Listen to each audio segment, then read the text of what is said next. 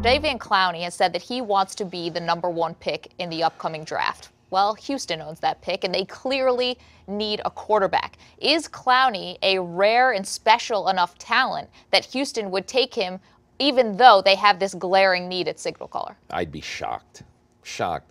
I mean, if he's so great, why did he have 3.5 sacks or whatever it was this year? And again, Jadeveon Clowney's going to get picked very high, but all I can say is, you know, let the buyer beware on Jadeveon Clowney. And it's not, I don't dislike him, anything like that. I just, everybody in the world was watching Jadeveon Clowney this season. And what did he do? He was mediocre the whole year. So, you know, I don't know right now, especially if you're the Houston Texans. I mean, I'll just tell you this, Maggie. You know, I know a lot of people in Atlanta, and I think the general public would say they have had a terrible time drafting and developing pass rushers. They have to take Clowney. If I had to guess right now, I bet they take a tackle, you know, very high in this draft. Because I think, you know, if you're going to take somebody in the top 10 of this draft, you want to be able to put your head on the pillow on Thursday night, May 8, after the first round of the draft and say, oh, my, we got a cornerstone for the next 10 years. I don't know anybody who takes Jadeveon Clowney. You might have the next Von Miller, but then again, you might have a guy who disappoints you.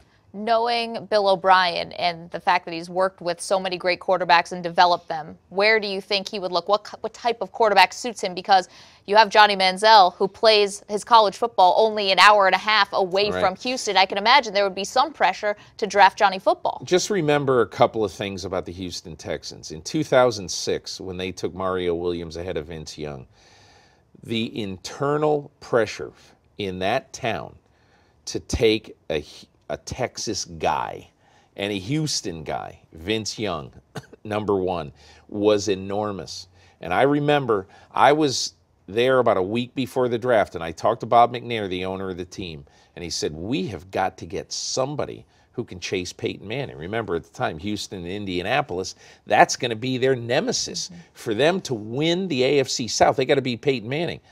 And so, Maggie, they're not going to be pressured to take a guy who they feel is going to sell tickets locally. I guarantee you that won't be a part of it. And, you know, to me, Bob McNair is a total straight-laced guy, doesn't like to take a lot of chances, really, in the draft. And in my opinion, it would surprise me if they took Johnny Manziel. Now, we're so far away from the draft, I can't tell you. But to me, Bill O'Brien, just look at his quarterbacks that he has helped develop. Look at Tom Brady, pocket guy. Matt McGloin at Penn State, pocket guy. And so I'm not saying that that's what they'll do, but I'm saying that I don't think he's going to necessarily say, I have to have a guy who can run all over the place. My guess right now is that on May 8th, this is just a guess, that we're going to hear the Houston Texans take Teddy Bridgewater.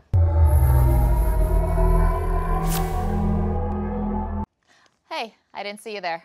Hey, SI fans, I hope you enjoyed this clip from our daily live show, SI Now. You can find a link to the complete episode, it's just 30 minutes, in the description box below. And while you're here, make sure you subscribe to Sports Illustrated's YouTube channel. Remember, you can watch SI Now Monday through Friday live at 1 p.m. Eastern Time, only on SI.com. I have to get back to my reading.